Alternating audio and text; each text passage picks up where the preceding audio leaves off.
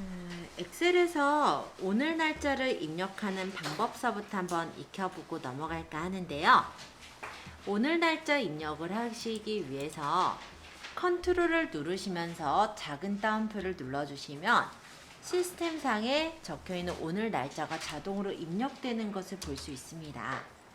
자, 오늘 날짜를 입력하실 때는 컨트롤 세미콜론을 눌러주시면 오늘 날짜가 자동으로 입력이 돼요. 자, 그리고 지금 시간을 입력을 할 때는 컨트롤 쉬프트 세미콜론을 누르시면 돼요. 자, 그래서 컨트롤 쉬프트 세미콜론은 지금 현재 시스템상의 시간이 자동으로 찍히는 단축키입니다. 요거 한 번씩만 좀 연습해보죠. 이번엔 요 옆에 다음 시트로 넘어가서 수식 이용하기 내용을 좀 적을게요. 자, 5번 수식 이용하기에서는 간단한 더하기, 빼기, 곱하기, 나누기와 같은 사칙 연산을 해볼 거예요. 우리가 원래 계산할 때는 1 플러스 2는 이런 식으로 는을 나중에 적지만 엑셀에서 계산할 때는 는을 먼저 적는다. 이런 게 좀 차이점이라 보시면 됩니다. 자, 신입사원의 성적 결산표 표만 좀 먼저 만들어주세요. 자, 그럼 A2 셀에서부터 내용 작성할게요. 신입사원의 성적 결산표.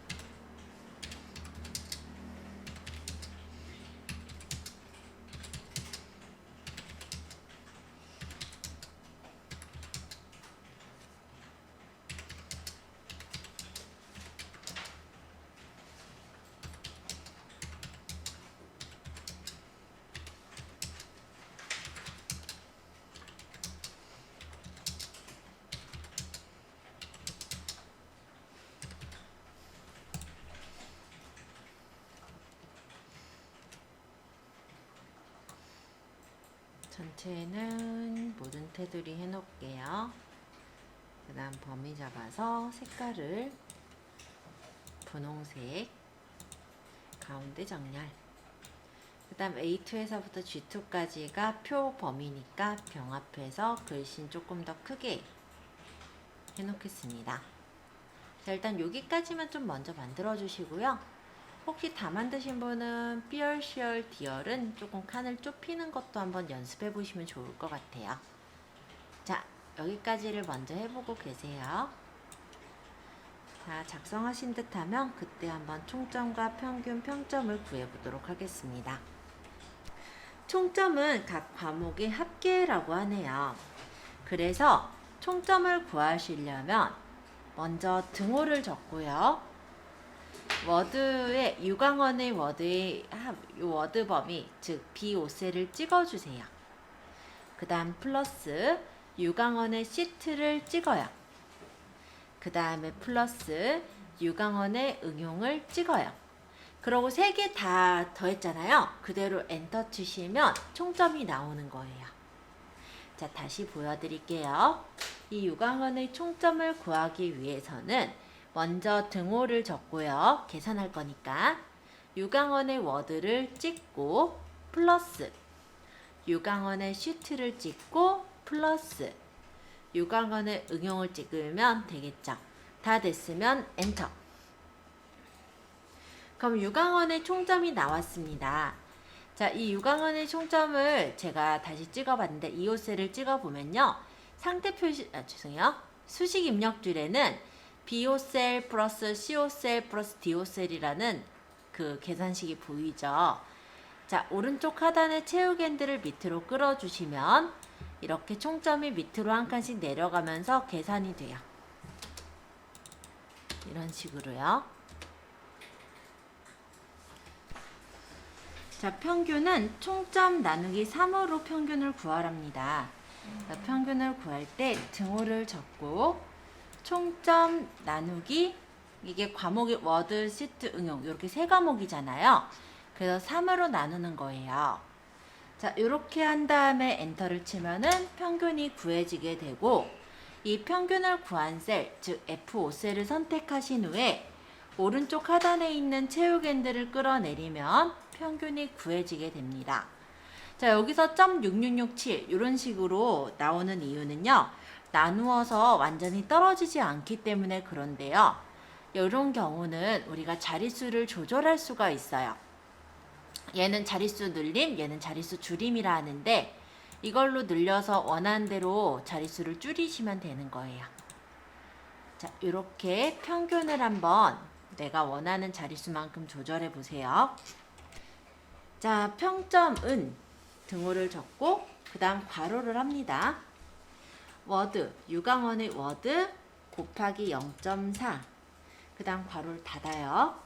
그 다음 플러스 괄호를 다시 여시고 유광원의 쉬트 곱하기 0.3 하고 괄호를 닫아요.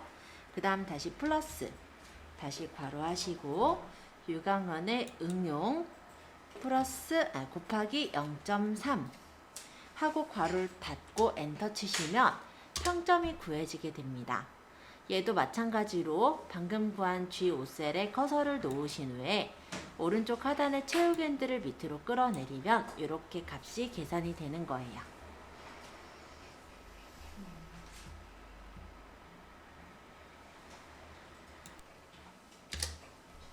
그럼 여기가 이제 성적 결산표라고 이름이 주어졌어요. 그죠? 자, 시트 3으로 가서 그 다음 절대주소를 이용한 계산 내용을 작성을 해볼 거예요. 자, 2, 3기 수출 내역 표를 좀 작성해 주세요.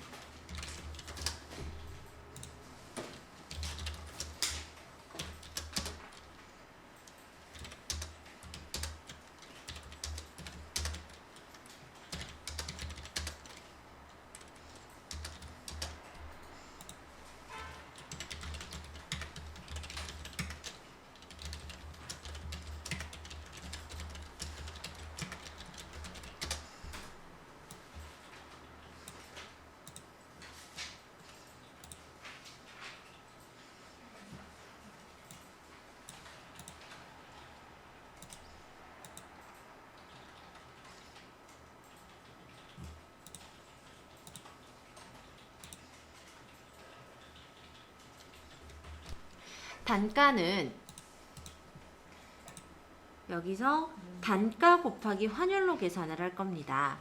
여기 단가가 보시면 달러 단가가 있고 원 단가가 있는데요. 백상지가 70달러인 거예요. 그런데 달러당 환율이 1250원인 거죠. 그럼 달러 원은 어떻게 계산을 하냐면 이 단가 달러 곱하기 이 위쪽에 있는 환율을 계산을 해주십니다. 이렇게 하면 일단 계산은 돼요. 그쵸? 근데 얘를 오른쪽 하단에 있는 채우겐들로 끌어내리려고 했더니 이렇게 오류가 뜨는 걸 볼 수가 있어요. 왜 그러느냐면 좀 전에 배웠던 방식은 바로 상대 참조 방식이라고 해요. 행과 열이 고정이 되어 있지 않기 때문에 밑으로 내려가면서 계산을 하게 되는데, 달러 단가는 밑으로 내려가야 되는 게 맞지만 환율은 밑으로 내려가면 빈칸이죠. 그리고 또 한 칸 내려가서 보면은 점유율이라는 문자를 곱하고 있어요. 그래서 이렇게 오류가 뜬 거예요. 그럼 이걸 일일이 다 계산해야 되느냐? 그건 아니고요. 우리는 절대 참조라는 걸 이제 배울 거예요. 위쪽에 네모 박스에 정리해 놓았는데요. 변하지 않는 주소, 행과 열이 움직이지 않는 주소가 바로 절대 참조, 절대 주소라고 합니다. 그래서 절대 주소는요, 앞뒤에 달러가 붙어요. 그래서 달러 표시가 되어 있는 행 또는 열은 고정이 되는 거다라고 생각하시면 돼요.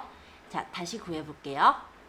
자, 단가원을 구할 때 등호를 적고 백상지 단가 곱하기 환율을 해야 되는데 이 환율이 한 개밖에 없죠. 이럴 때 F4번을 한번 툭 눌러주시면 달러주의 달러 사무 형식으로 고정이 됩니다. 요 앞에 있는 달러가 뒤에 걸 고정해요. 즉 쥐어를 고정하고 삼행을 고정하겠다 이런 뜻이 되는 거예요.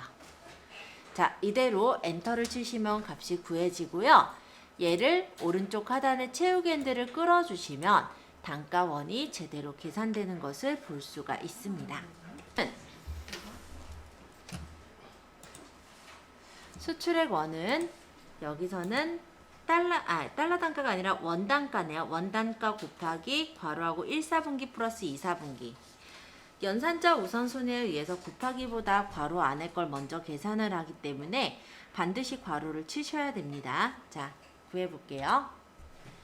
자, 단가원을 찍고요. 곱하기 괄호하고 1사분기 플러스 2사분기 하고 괄호 닫고 엔터 치시면 수출액 원이 나옵니다. 얘를 오른쪽 하단 채우기 핸들을 끌어내리면 이렇게 계산이 되죠. 자, 점유율을 구하기 전에 우리가 합계를 구할 건데요. 범위를 이렇게 일단 잡아볼까요? 우리 그 뒤에 자동합계 배울 때 연습할 거긴 한데 범위를 잡은 상태로 홈에 보시면 요 시그마 옆에 자동합계를 누르시면요.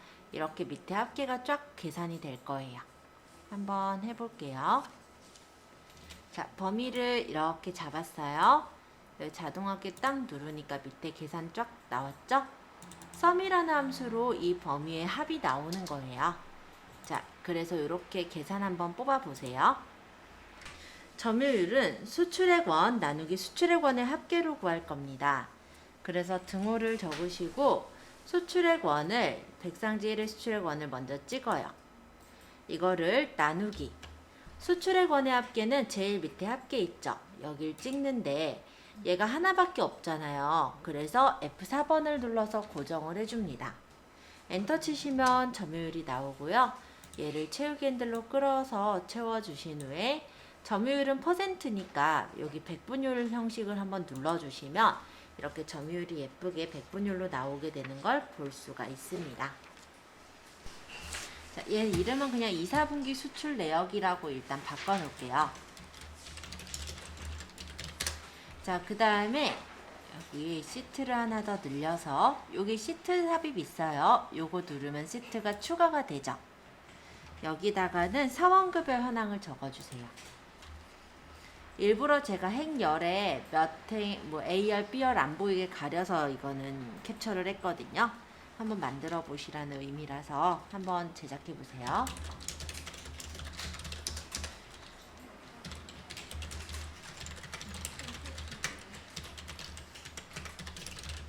이거를 제가 A열을 항상 띄어서 만들게 되면은 꼭 A열을 띄어야만 하는 줄로 아시는 분들도 꽤 있어요. 그래서 어떤 거는 띄고 어떤 건 안 띄고 그냥 그렇게 적은 거니까 그 기준에 대해서는 그렇게 이해해 주시면 될 것 같고요.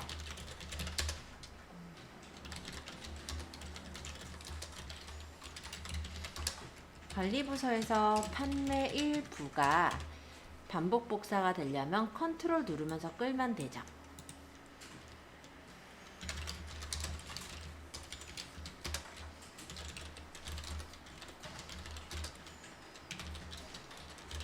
여기도 판매 1부 여기 적을게요. 판매 2부. 이것도 컨트롤 누르면서 끌면 판매 2부가 나올 거고요.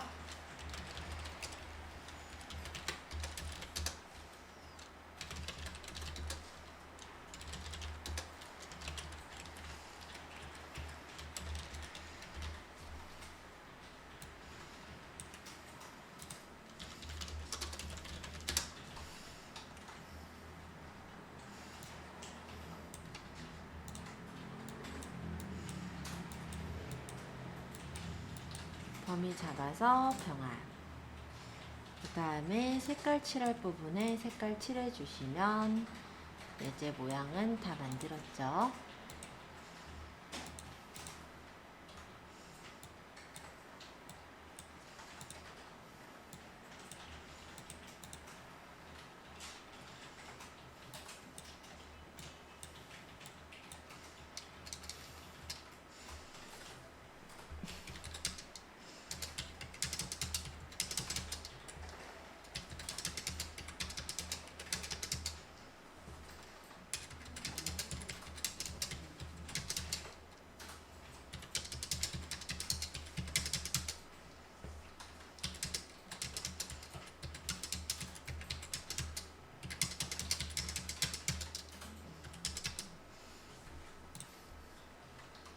지금 일부러 쉼표를 하시느라고 좀 늦게 적으시는 것 같아. 그죠?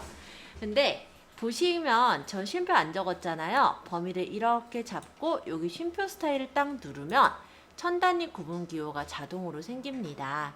쉼표는 이렇게 해서 찍을 수 있으니까 지금 적지 마시고 내용만 빨리 적어주세요. 여기 범위를 이렇게 잡아볼래요?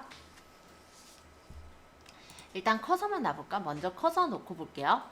자, 이 5셀쯤에 커서를 놓고 보겠습니다. 자, 여기다 이렇게 해놓고 홈 탭에 자동합계를 누르면 sum이라는, 엑셀에선 sum이 합을 구한 함수예요. sum이라는 함수가 나오면서 괄호 안에 이 반짝이는 범위가 잡히죠. 그렇게 해서 엔터를 치면 합이 나오는 거예요. 물론 이렇게 구해서 채우기 핸들로 끌어서 구해도 되지만 우리는 이쪽에 있는 합계랑 이쪽에 있는 합계를 같이 구해 보려고요. 그럼 범위를 잡고 자동합계를 누르면 이렇게 나옵니다. 범위 잡고 자동합계, 범위 잡고 자동합계. 평균은 떨어져 있어요. 그쵸? 구할 부분은 여기에 대한 평균인데 이 밑에 떨어져 있으니까 이런 경우는 커서를 찍어야죠. 그리고 자동합계 옆에 세모를 눌러보면 평균이 있어요. 이렇게 잡으면 에버리지라는 함수가 나오면서 범위가 잡히는데 우리는 판매 1부의 평균을 구하는 거지 합계까지 범위가 잡히면 안 되잖아요. 그래서 이 안에 기본급 범위만 따로 이렇게 끌어서 잡아주시고 엔터 쳐서 적용. 그러고 오른쪽 하단 채우기 힌트를 옆으로 끌어줍니다. 나머지 평균도 마찬가지 커서 놓고 자동합계 옆에 세모 평균을 눌러서 판매 2부 범위만 따로 잡아서 엔터. 그리고 채우기 핸들을 옆으로 끌어서 채워주세요. 자, 세 번째 판매 3부의 평균도 여기서 평균을 찍고 판매 3부만 끌어서 범위 잡고 엔터. 얘를 오른쪽 하단 채우기 핸들을 옆으로 끌어주세요. 자, 이렇게 평균을 구해주시면 되겠습니다.